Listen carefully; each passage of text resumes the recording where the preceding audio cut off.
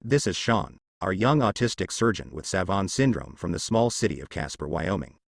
Even though he struggles to express himself, his Savant syndrome grants him incredible abilities like near photographic recall and an eye for minute details and changes, which are extremely valuable in his profession as a surgeon. Today is a big day for him as he has an interview at the prestigious St. Bonaventure Hospital in San Jose. In the early morning, he leaves his house with his luggage, and as he passes by the football field, memories of his childhood flood back. He remembers being bullied by other kids, but his younger brother always came to his rescue. Shaun then boards a plane to San Jose International Airport.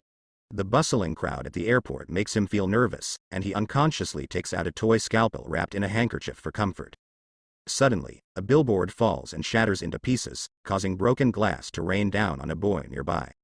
The boy collapses, and his parents panic, calling for help.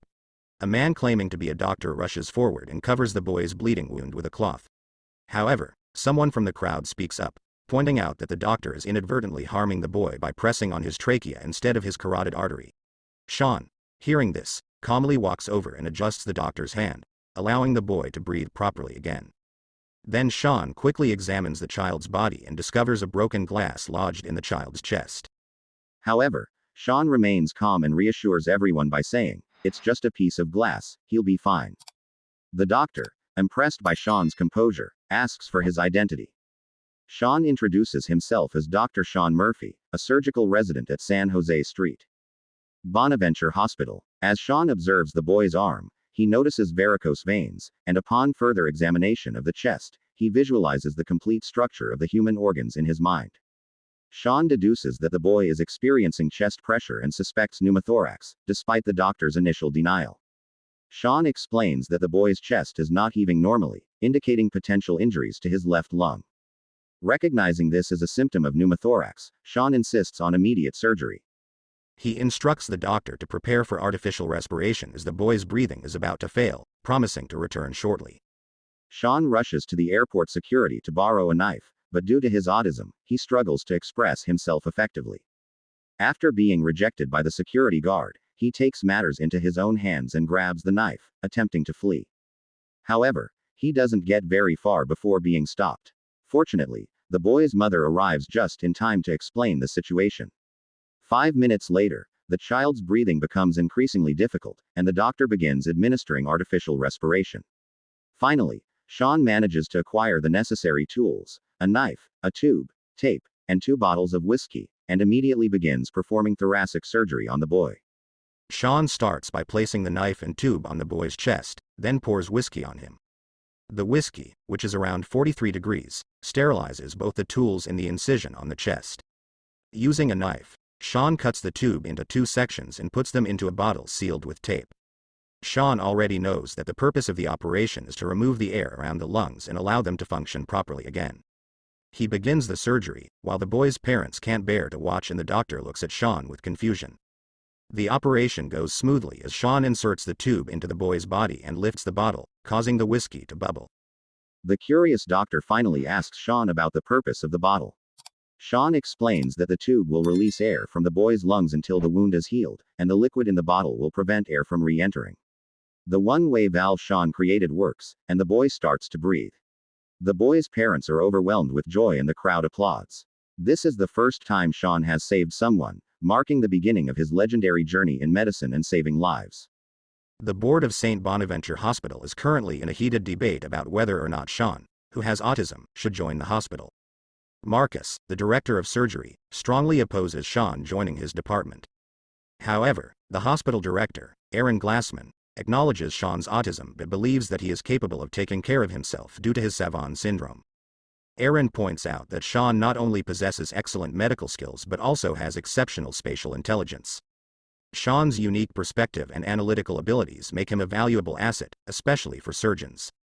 Aaron has been a mentor and close friend to Shaun since he was 14, so he understands Shaun's capabilities and believes he would excel as a doctor.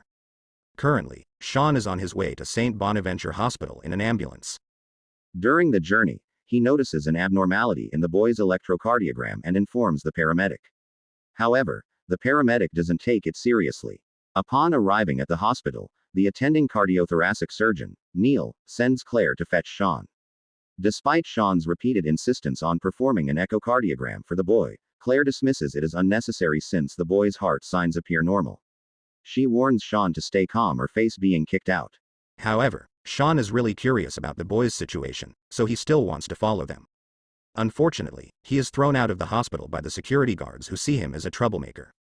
Even when he tries to enter through other doors, the vigilant security guard always seems to anticipate his next move and arrives before him. Helplessly, Shaun looks at the raindrops falling from the eaves and can't help but think of a sad rainy night from his childhood. During that time, he was rejected by several schools because of his autism. In a fit of anger, his father hit him and threw his beloved rabbit against the wall. Shaun and his brother took the injured rabbit to find Dr. Glassman, who is now the director of St. Vincent's Hospital. Meanwhile, in the operating room, the boy's surgery begins. Neil is highly impressed by the one-way valve that Shaun has built.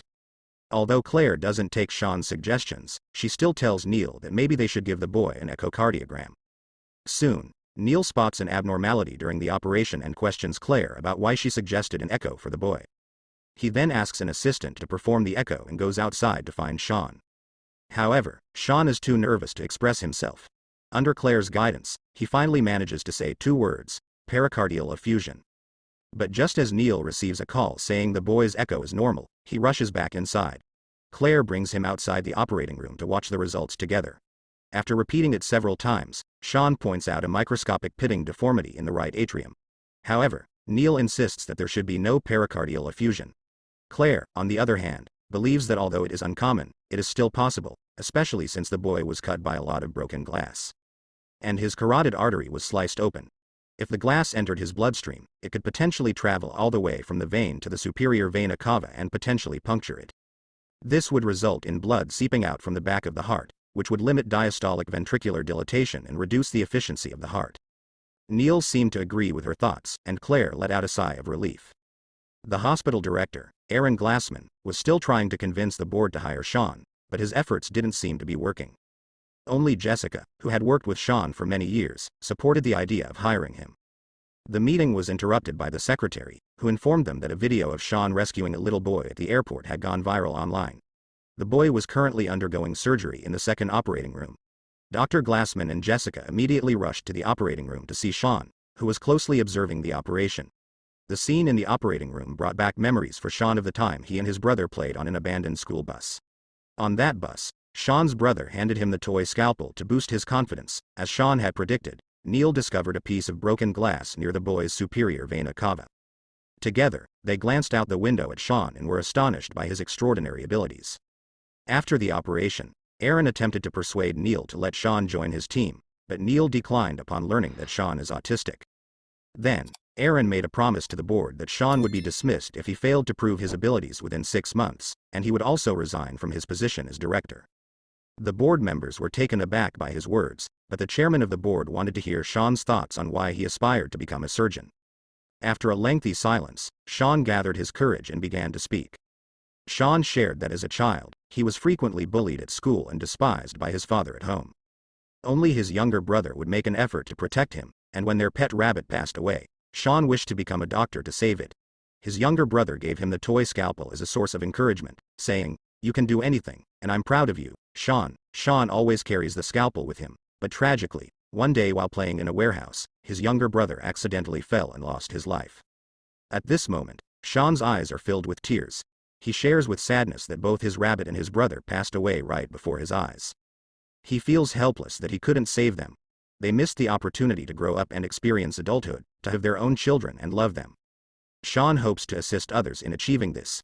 Additionally, he expresses his desire to earn a substantial amount of money and buy a television.